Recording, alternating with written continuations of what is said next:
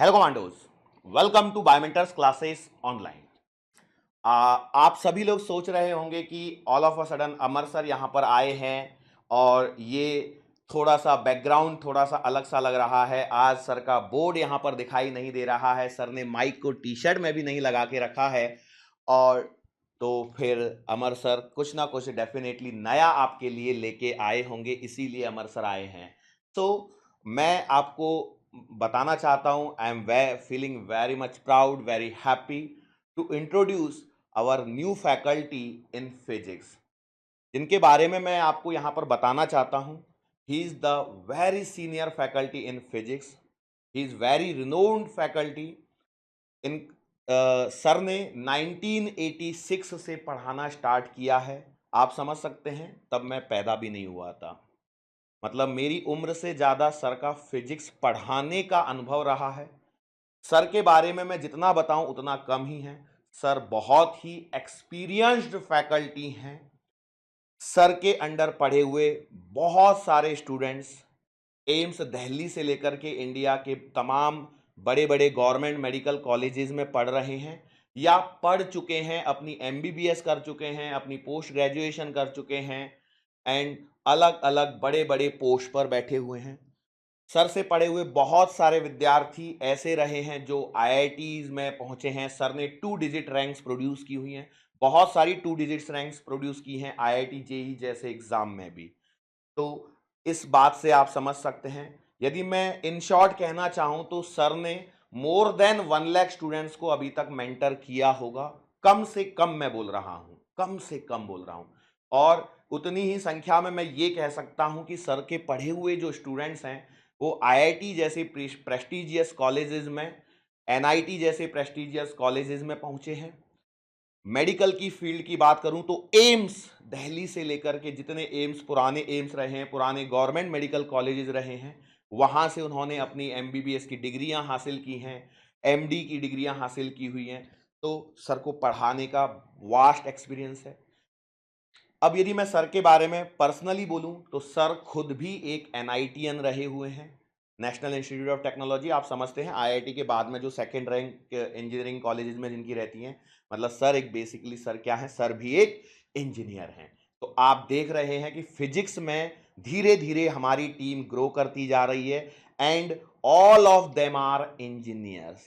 Background सबका engineering का रहा है, सब लोग। मैं हूं, आप मुझे जानते हैं, I have done my ME electronics, masters degree in electronics.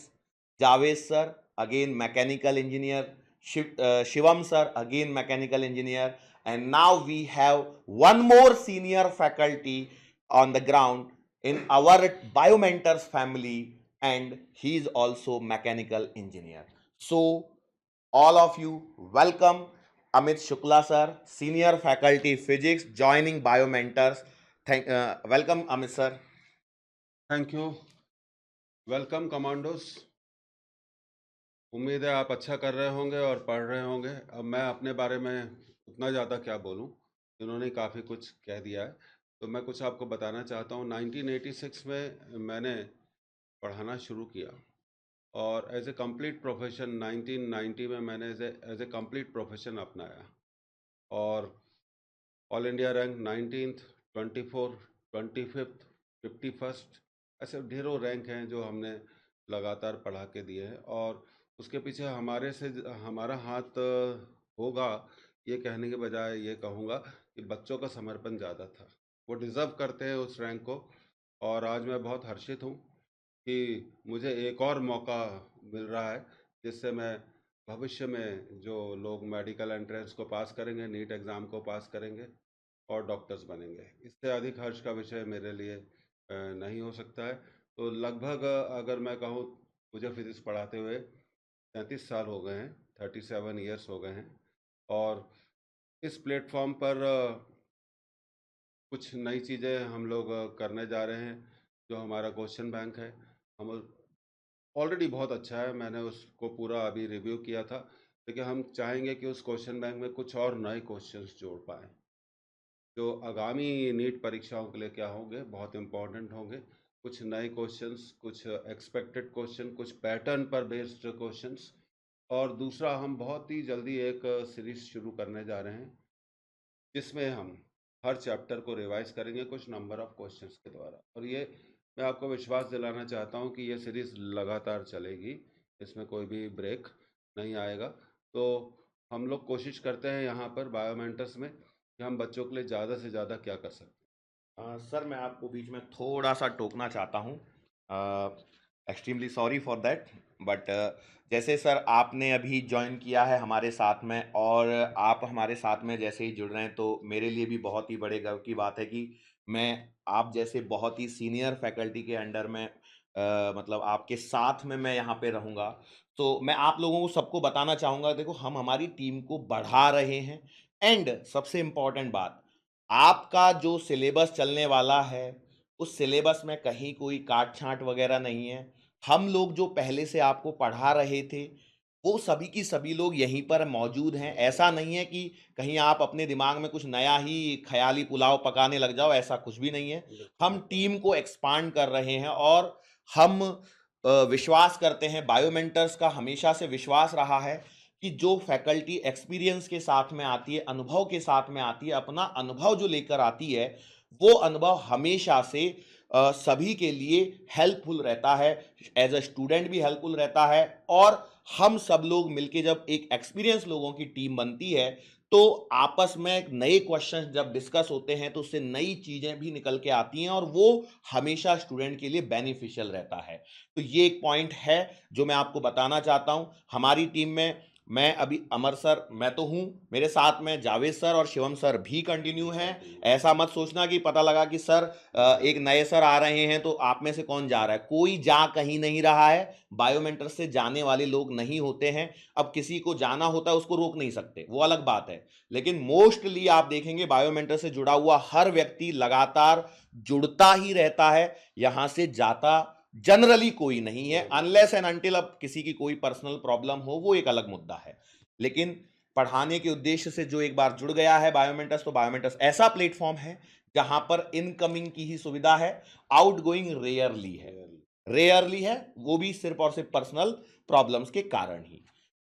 Now sir, जैसे कि मैं आपने अभी मैंने आपको अपने नोट्स भी दिखाए हुए हैं, बायोमेंटर्स का स्टडी मटेरियल आपको दिखाया हुआ है, और साथ ही साथ में हमने आपको जो सिस्टम के अंदर में जो क्वेश्चंस हैं, डीपीएस का पैटर्न है, जो वीकली टेस्ट का पैटर्न है, इसके बारे में सर आप क्या कहना चाहेंगे? कैसा आपने अनुभव किया देख के सर? बहुत बढ़िया, प्रभावी, इफ़ेक्टिव और वही जो आता है। एक शब्द में मैं कहना चाहूँगा, ये पूरा सिस्टम वही है, नीट पेपर पर बेस्ड है। जो आता है वही किया गया है, जबकि उससे अधिक लेवल पर यहाँ पर, क्योंकि हम जानते हैं कि अभी पिछले 4 साल से पेपर सिंपल आ रहा है, पर कोई ज़रूरी नहीं है कि 5वें साल पेपर सिंपल आए, पेपर बदल भी सकता है। तो उस मटेरियल को देख के मैं निश्चित रूप से एक बात तो कह ही सकता हूँ कि अगर पेपर बदल के भी आएगा तो उससे बाहर नहीं आएगा, बहुत प्रभावी है। बस उस मटेरियल में हम क्या करेंगे, कुछ नए क्वेश्चंस को जोड़ेंगे, जैसा कि इन्होंने बताया, कोई कहीं नहीं जा रहा है, बाकी जो लोग हैं वो वहीं रहेंगे, और मैं इसमें एक ऐड ऑन की भूमिका अदा करूँगा। तो दीजिए सर। सर अभी आपने जैसे मटेरियल के बारे में बता ही दिया। अब जैसे हम डिस्कस कर रहे हैं कि आप हमारे साथ में जब जुड़ रहे हैं, अब चूंकि बहुत सारा सिलेबस हमारा बैचेज में आगे जा चुका है, तो उन बच्चों तक भी हम आपके साथ में पहुंचना चाहते हैं, उन बच्चों को भी आपके अनुभव का फ़ायदा देना चाहते हैं। तो उसके लिए हम लोग एक सीरीज सोच रहे हैं। सीरीज सोच तो उस सीरीज का स्टूडेंट्स को कैसे फायदा होगा, क्या बेनिफिट होगा, ठीक। कैसे हम चैप्टर वाइज जो हम सीरीज को डिसाइड किए हैं कि यूनिट्स एंड मेजरमेंट से बढ़ते हुए धीरे धीरे जो आगे आएंगे सीरीज में वीकली बेसिस पर, या जो भी जैसे भी शेड्यूलिंग में हम डालेंगे, तो उस सीरीज में आप मेनली आप किस प्रकार से बच्चों को हेल्प करेंगे, हमारे कमांडोज उससे कैसे बेनिफिट उठाएंगे, क्या आप बताएंगे सर? देखिए, ये बहुत अच्छा प्रश्न अमर सर ने कहा है। तो अपने अनुभव पर आधारित मैं आपसे एक बात करना चाहता हूँ। अगर हम फिजिक्स का कोई भी चैप्टर लें, और मान लीजिए किसी चैप्टर में हम 100 क्वेश्चन की प्रैक्टिस करते हैं, लेकिन उन 100 क्वेश्चन की प्रैक्टिस करते करते हमें एक बात अच्छे से समझ में आती है कि अगर हम वेरिएशन की बात करें, कौन सा क्वेश्चन पिछले वेरिएशन से अलग है, तो वेरिएशन मैक्सिमम एक चैप्टर में 8 या 10 या 12 हो सकते हैं। तो हम वेरिएशन पे काम करेंगे, उससे क्या होगा, हमारा जो चैप्टर है पूरी तरह कवर भी हो जाएगा। हम उसमें एक एक फॉर्मूले को कवर करेंगे और एक एक एक्सपेक्टेड लाइन ऑफ क्वेश्चंस पर भी हम काम करेंगे। और जैसा कि आपको बताया गया है कि नए क्वेश्चंस भी आएंगे, तो उस सीरीज में हम इस बात का कोशिश करेंगे, जब हम एक चैप्टर को रिव्यू करेंगे तो उसमें कुछ भी छूटेगा नहीं। और एक रिव्यू में हम एक कुछ नंबर ऑफ क्वेश्चंस को उसको सॉल्व करेंगे और बताएंगे कि पैटर्न क्या हो सकता है, पहले क्या पूछा गया था, और अगर भविष्य में एग्जामिनर पेपर सेटर और कुछ पूछता है तो उसमें क्या बदलाव कर सकता है। तो इस तरह की एक मेंटल प्रिपरेशन और अवेयरनेस हम इसमें क्रिएट करेंगे उस सीरीज के द्वारा। तो सर जितना आपने बताया उससे मुझे एक बात समझ में आई कि आप एक तरह से इसको एक रिवीजन सीरीज के सॉर्ट ऑफ कह सकते हैं, रिवीजन से, लेकिन ये जो रिवीजन होने वाला है वो न्यूमेरिकल के बेसिस पर होने वाला है। मतलब कि कुछ एमसीक्यूज रहेंगे, उन एमसीक्यूज से आप कॉन्सेप्ट को डिस्कस करते हुए कि भाई कि ये कॉन्सेप्ट है, इस क्वेश्चन को देख के हमारे दिमाग में जो कॉन्सेप्ट आता है ये कॉन्सेप्ट आता है, इस पे ये हमने एमसीक्यू बनाया है और इसमें इस कॉन्सेप्ट में और क्या वेरिएशन हो सकते हैं। एम आई राइट सर? बिल्कुल आप सही कह रहे हैं कि किस तरह से क्वेश्चन और बदल सकता है। जैसे कई जगह हम फ्रिक्शन पर बेस्ड न्यूमेरिकल्स करते हैं, तो जनरल न्यूमेरिकल्स करते हैं, minimum force, maximum force, time, velocity, और उसमें हम आपको ये भी बताएंगे उसमें और क्या पूछा जा सकता है एग्जामिनर, और इसी पर्टिकुलर कंसेप्ट पे और कैसे अपने क्वेश्चंस को डिज़ाइन कर सकता है। तो हम एक भविष्य में आने वाले क्वेश्चंस की रूपरेखा को तैयार करेंगे और पूरी तरह एक चैप्टर को क्या करेंगे, रिव्यू करेंगे। तो कमांडोज आप सभी ने सुना ही होगा सर ने क्या आपको बताया है। सर ने आपको बता दिया है कि हम ये जो रिव्यू करेंगे, रिवीजन करेंगे, ये रिवीजन आपके लिए बहुत ही फायदे का सौदा होने वाला है। जो लोग पीछे छूट गए हैं, जिनको प्रॉब्लम है कि सर हमसे रिवीजन नहीं हो पा रहा है, कि हम इतने बड़े वास्ट सिलेबस का रिवीजन कैसे करें, तो इस पॉइंट ऑफ व्यू से ये आपके लिए काफ़ी ही फायदेमंद रहने वाला है। एक बात जरूर समझिए, जो लोग आगे पहुंच चुके हैं और जिनको डाउट है कि सर हम इतने बड़े सेशन का रिवीजन कैसे करें, आप तो कह देते हो कि 5 मिनट में हो जाएगा, 10 मिनट में हो जाएगा, 15 मिनट में एक चैप्टर रिवाइज हो जाएगा। तो सर क्या आप बताना चाहेंगे बच्चों को कि मैंने कई बार बच्चों को बोला है कि आपको एक चैप्टर को रिवाइज करने में जब आप आगे बढ़ रहे हो तो मैक्सिमम 10 से 12 मिनट लगने चाहिए। और ये मैंने उसी पॉइंट के आधार पे बोला है, जैसे आपने अभी बताया कि एक पर्टिकुलर चैप्टर में जो वेरिएशन की जो बात करते हैं वो 10-12 वेरिएशन, 15 मान लो, 20 मान लो मैक्सिमम, 20 से ज़्यादा वो भी तब है जब कोई बहुत बड़ा चैप्टर है, तो उससे ज़्यादा वेरिएशंस हमें देखने को नहीं मिलते हैं। अमूमन बेसिक कुछ ही फॉर्मूले होते हैं, उसमें कुछ लेफ्ट राइट ऊपर नीचे पुट करना होता है एंड लेफ्ट राइट एडजस्टमेंट करके नया फॉर्मूला हमारे सामने आता है। बट वेरिएशन तो वही है, मतलब मेन चीज जो है वो आपके पास में 15 से 20 पॉइंट के ऊपर नहीं होना चाहिए। वेरिएशन कवर करना ही हमारा मुख्य उद्देश्य इसमें होगा। तो एक चैप्टर में जितने वेरिएशन आ सकते हैं, तो क्योंकि मैं पिछले 37 साल से पढ़ा रहा हूँ, तो इसलिए मैं कह सकता हूँ कि हमारे दिमाग में भी एक जो प्रश्न आने वाले हैं उनकी रूपरेखा होती है। जब एक टीचर आपको पढ़ाता है तो वो उस रूपरेखा के पर ही आधारित पढ़ाता है, तो हम उसका पूरे वेरिएशन को कवर करेंगे। तो इस तरह आप क्या कर सकते हैं, बहुत आसानी से अपने चैप्टर्स को रिवाइज कर सकते हैं, अपने लॉस्ट कॉन्फिडेंस को रीगेन कर सकते हैं। तो कॉन्फिडेंस कब ख़त्म होना शुरू होता है या कम होना शुरू होता है, जब हमारी रिविजन्स क्या होती हैं, कमज़ोर होती है। तो कोई भी नॉलेज, तो मैं एक बात कहना चाहूँगा, without revision no knowledge is perfect. तो रिवीजन ही सक्सेस की सबसे इम्पोर्टेंट सीढ़ी है। बिल्कुल। सो सर ने जैसे आपको बताया, revision is very much important की टू सक्सेस। जैसे हम कहते आए हैं बायोमेंटर्स में कि जितना मेहनत करोगे उतना ही आप निखरोगे। कहते हैं ना कि सोने को जितना आग में तपाया जाता है उतना ही वो निखरता है। बिल्कुल ऐसे ही आपकी मेहनत के लिए भी ये शब्द लागू होते हैं, क्योंकि कहते हैं जंग लगने से बेहतर है घिस जाना। तो ये हमारे जितेंद्र सर की बहुत ही फेवरेट लाइन है कि जंग लगने से बेहतर है घिस जाना। तो वो जो जंग लगता है ना, तो उसको घिस के ही निकाला जा सकता है। और यहाँ पर इस पर्सपेक्ट में यदि मैं बात करूँ आपके नीट के पर्सपेक्ट में, तो वही है कि यदि आपने प्रॉपर रिवीजन को मेंटेन रखा है, हर लेक्चर के साथ में यदि आपने पुराना रिवीजन करते हुए आप आगे बढ़ रहे हो, तो यकीन मानिए आपको कोई परेशानी कभी नहीं होने वाली है। और जिस दिन आपको ये पॉइंट समझ में आ गया कि how a new question can be created from the given concept, then I think so sir, देखो मेरा मानना रहा है हमेशा से, बिल्कुल ऐसा है कि जब आप पेपर में एंटर करेंगे, तो मान लीजिए करंट इलेक्ट्रिसिटी पे एक क्वेश्चन आपको मिलता है, तो एकदम से जब आप क्वेश्चन को रीड करेंगे तो आपको पता चल जाएगा कि हाँ, ये जो हमने सारे वेरिएशन कवर करे हुए हैं, हो सकता है क्वेश्चन नया हो, मैं ये भी कहना चाहता हूँ, लेकिन उस क्वेश्चन में जो वेरिएशन हमने कवर किया है वो आपको ज़रूर मिलेगा। और जब एक फीलिंग आती है कि हाँ, yes I have read it और मुझे मालूम है मैंने इस वेरिएशन को कवर किया हुआ है, तो वो फीलिंग ही क्या होता है, अल्टीमेट सक्सेस की तरफ आपको लेकर जाती है। सर ये पॉइंट हो चुके हैं। जैसा कि आपने बताया भी कि आपने 2 डिजिट्स रैंक्स प्रोड्यूस की हुई हैं, बहुत सारी 2 डिजिट्स रैंक्स प्रोड्यूस की बहुत हुई हैं। प्रोड्यूस किया। तो अभी हम बायोमेंटर्स में अभी हम आपका स्वागत कर रहे हैं और हम थैंक चाहते हैं यू, कि आपके आने के साथ में थैंक यू। बायोमेंटर्स में भी फिर से जो आप हर साल जो 2 डिजिट रैंक प्रोड्यूस करते हैं, वो हाँ, हम ये बायोमेंटर्स के चाहेंगे, जुड़ने के साथ में बिल्कुल बायोमेंटर्स से भी इस बार 2 डिजिट रैंक्स और बिल्कुल 1 आएंगे। डिजिट रैंक हम कोशिश कर रहे हैं 720 आउट ऑफ 720 के लिए। 720, और इसमें फिजिक्स का जो वेटेज है 180 आउट ऑफ 180, 180। तो उसमें आपका बहुत ही महत्वपूर्ण रोल रहने वाला है।